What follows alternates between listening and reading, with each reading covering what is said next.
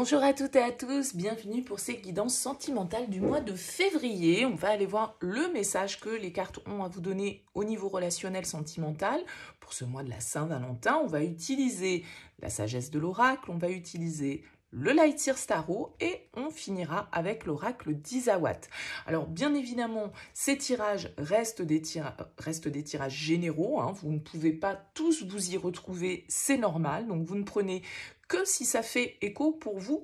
Vous laissez de côté si ça ne vous parle pas, il n'y a pas de problème là-dessus. Allez voir signe ascendant, allez voir signe lunaire pour des messages complémentaires éventuellement.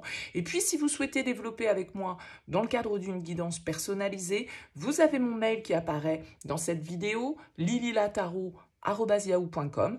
Je fais toujours une approche préalable avant la première consultation pour voir si je cerne bien votre situation. Donc quand vous me contactez dans votre mail, ne me donnez aucun élément si ce n'est des prénoms, des dates de naissance et le domaine. C'est pro, c'est sentimental, c'est financier. Pointe à la ligne, ne me posez pas de questions parce que dans votre question, il y a déjà des infos, tout compte fait. Donc restez vraiment très large. Je reviens vers vous après, bien sûr, pour vous expliquer mon fonctionnement. Mais le but, c'est vraiment de partir d'une page blanche, donc ne m'influencez pas ou ne me donnez pas d'éléments dans ce premier contact pour pouvoir partir vraiment sur des bases neutres. Voilà pour le préambule, on se retrouve tout de suite pour votre tirage.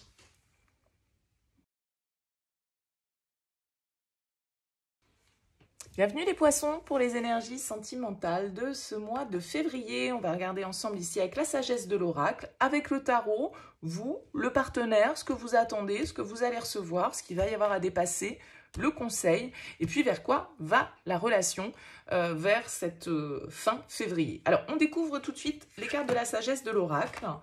Vous avez message dans une bouteille et on vous parle de lait et de miel. Ok, il y a un petit peu de sensualité pour vous, peut-être des échanges avec quelqu'un à distance, des échanges un peu, pourquoi pas, sensuels, hein, avec la carte du lait et du miel. Il y a toujours pour moi une certaine forme de sensualité dans cette carte, de plaisir en tout cas, voilà, de douceur. On nous parle de communication avec ce message dans la bouteille.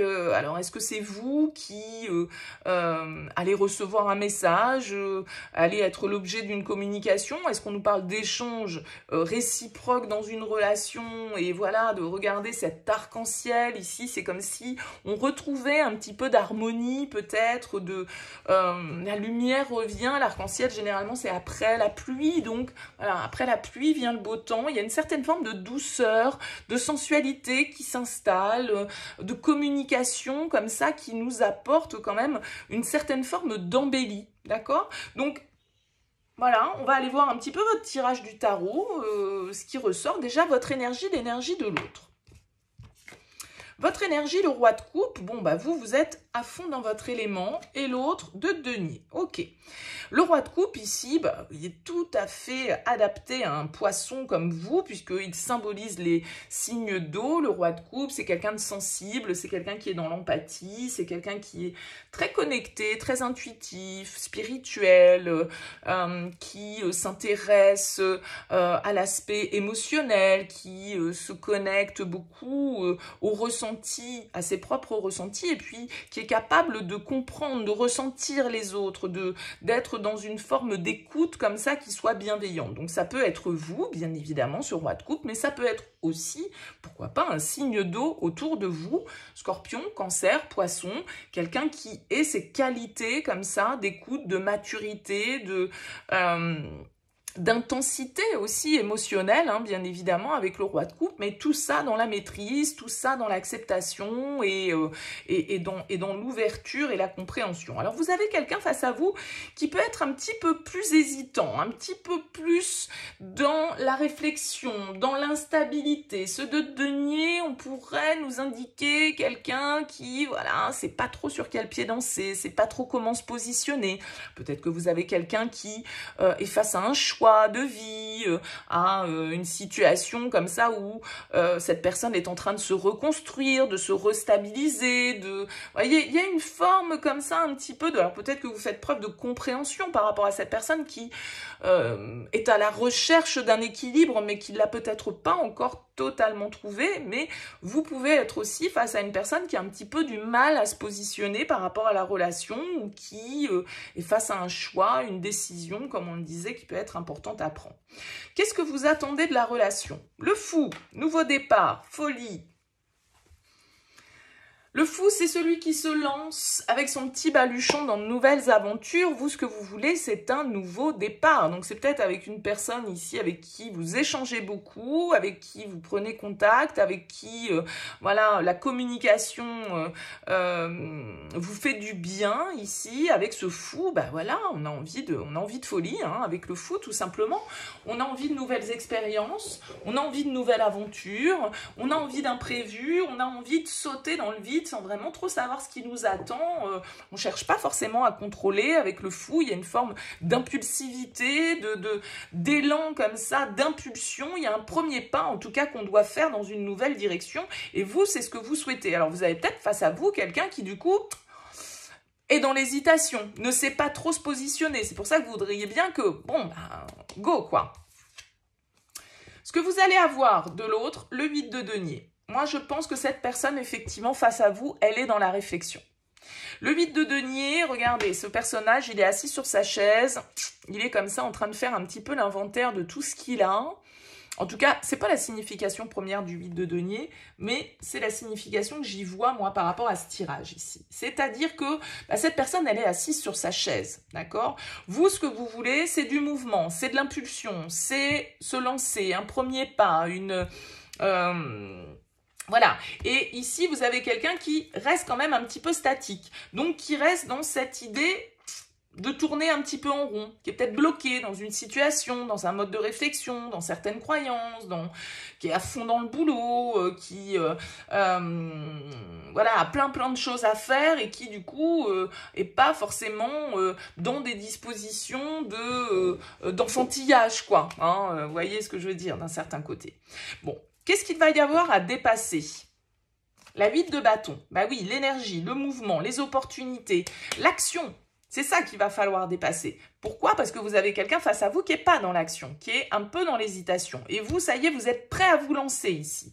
Vous êtes prêt à vous lancer, vous êtes prêt à bouger, vous êtes prêt à prendre des risques, à suivre votre instinct, voilà, à faire bouger les choses. Et le 8 de bâton en challenge, en défi par rapport à cette relation, et ben c'est ça, c'est le mouvement en fait. Vous avez quelqu'un ici qui retarde un petit peu les choses, qui prend son temps pour se positionner dans une situation, et peut-être par rapport à la relation. Le conseil, c'est le page de denier. Donc le page de denier, il invite quand même ici à une certaine forme de patience. Le page de denier, il vous dit, bon, pas de précipitation, pas d'impulsivité, pas de folie, soyons pragmatiques, faisons les choses dans l'ordre, un premier pas déjà et après on verra. Donc peut-être qu'il y a un premier pas ici qui est nécessaire déjà de cette personne et vous en attendez peut-être un grand pas, un saut dans le vide, alors que cette personne, elle est juste capable de faire un pas, pas de faire 100 mètres d'un seul coup, peut-être comme vous le souhaiteriez ici, parce que vous êtes peut-être dans, voilà, totalement connecté et ouvert à la relation. Donc, il y a cette idée ici, avec le page de denier, de commencer par un petit pas, de commencer par une première étape, d'accord ?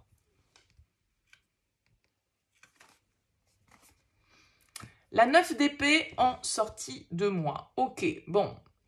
La 9 d'épée en sortie de moi, elle peut nous indiquer quand même que y a quelque chose qui nous travaille, il y a quelque chose qui se passe pas tout à fait, peut-être comme on l'espérait, ça va peut-être pas assez vite, ça va peut-être vous prendre la tête, ça va peut-être vous stresser en fait cette situation parce que vous avez quelqu'un qui bouge peut-être pas aussi vite que vous le souhaiteriez, ou c'est vous qui souhaitez ici un nouveau départ, un nouvel élan, et vous n'osez peut-être pas poser cette action, poser ce premier pas. Avec la 9 d'épée, on va nous parler d'être stressé, d'être un petit peu obsédé par certaines peurs, certaines angoisses, certaines pensées comme ça. Alors, Ça peut être lié à, du coup, voilà, certaines peurs que vous avez face à vous hein, dans la relation, ici, avec le 2 de denier, cette personne qui hésite, qui ne sait pas trop, qui se prend la tête, qui est un petit peu en mode négatif, en fait, par rapport à la situation. On a la tour qui ressort ici en dos de deck. Donc voilà, il y a des prises de conscience peut-être à avoir, il y a des changements un petit peu radicaux qui peuvent se produire. Alors avec la tour et le fou, voilà, hein, peut y avoir vraiment un nouvel élan dans votre vie sentimentale, mais en même temps, voilà, peut-être un emballement qu'il faut contenir et déjà commencer par un premier pas, hein, tout compte fait ici vers ce gouffre. En tout cas, on sent qu'il y a quelque chose qui peut être un petit peu anxiogène dans ce besoin de liberté, dans ce besoin de mouvement, dans ce besoin de changement ici. Peut-être parce qu'il y a de la résistance de la part de la personne qui est face à vous. C'est possible. C'est possible que, tout compte fait, vous ayez envoyé un message à une personne rempli d'amour, rempli de bons sentiments, et puis vous voudriez que cette personne, tout de suite, elle se lance, qu'elle vous réponde, qu'elle vous dise « Ah ben oui, mais bien sûr, moi aussi, dadana ». Et là, en fait, vous vous rendez compte que vous avez une personne face à vous qui, non, qui prend son temps, qui évalue un petit peu les choses. Et du coup, ça peut venir vous stresser, parce que vous n'avez pas les réponses que vous attendez, dans les délais que vous attendez, ou vous n'avez pas la réaction attendue face à cette communication de la personne face à vous, qui se retrouve un petit peu déstabilisée, j'ai l'impression. Donc, n'allez pas trop vite par rapport à cette personne. Parce que cette personne a peut-être besoin d'un petit peu plus de temps.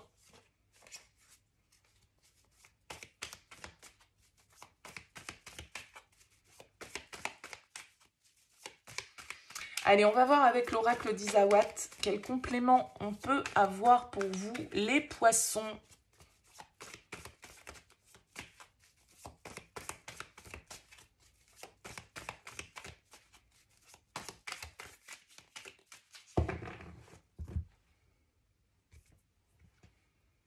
La réflexion et l'érable, ouais. Il y a une stagnation, une réflexion qui pour moi vient de l'autre, qui vous pèse, qui vous fait peur.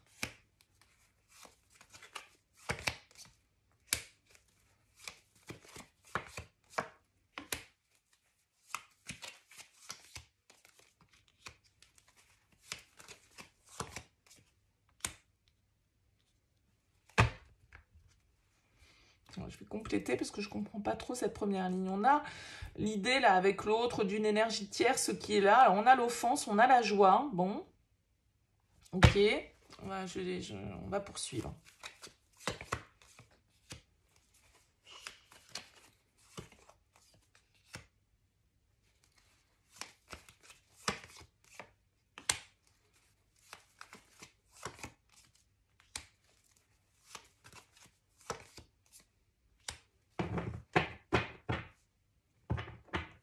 Et cette idée encore avec la foudre et la tour, là, de choses un petit peu inattendues, de...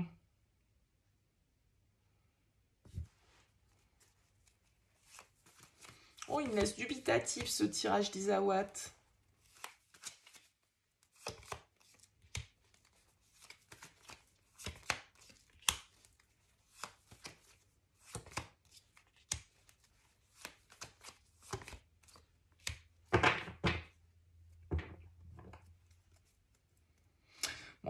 Là, je pense qu'on est...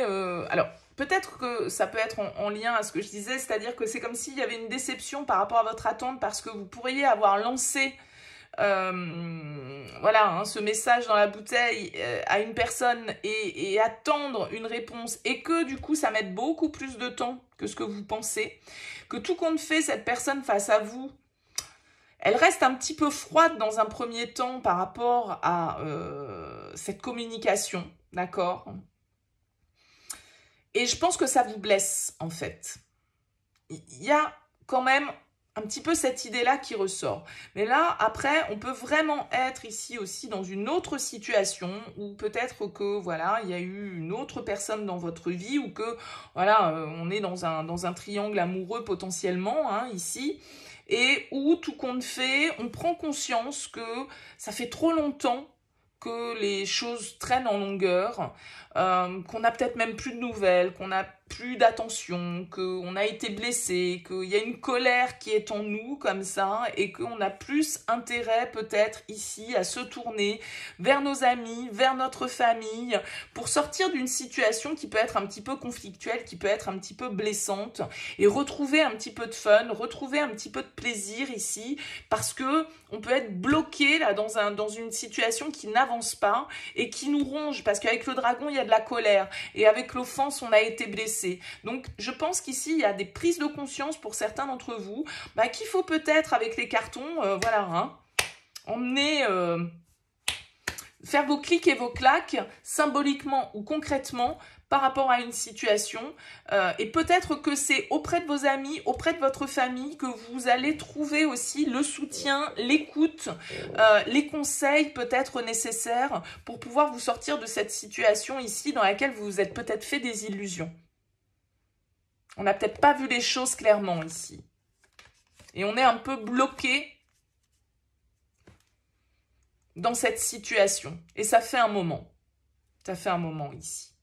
Mais peut-être parce que vous êtes face à quelqu'un qui hésite beaucoup, qui n'est pas très stable, qui ne sait pas trop ce qu'il veut, et que, bah oui, qui n'est peut-être pas totalement libre hein, pour d'autres. Et voilà, et vous vous dites, non mais c'est bon quoi, voilà, au bout d'un moment, ce que je veux c'est de la chaleur, ce que je veux c'est un nouveau départ, ce que je veux c'est une relation concrète, ce que je veux c'est du bonheur. Moi j'en ai marre d'être dans la grisaille, j'en ai marre d'attendre, j'en ai marre d'être dans une certaine forme de froideur, et je prends conscience de certaines croyances, peut-être que je me suis mise en tête par rapport à cette relation, par rapport à ce lien, et j'ai peut-être tout intérêt à avancer, à passer à autre chose, et puis à écouter un petit peu plus mes propres désirs, et prendre une certaine forme de liberté. Ça peut être ça pour certains d'entre vous. Bon, à vous de me dire dans vos commentaires, n'hésitez pas à me laisser un petit mot pour me dire comment vibre cette guidance pour vous. C'est toujours avec plaisir et c'est toujours intéressant pour moi d'avoir vos retours.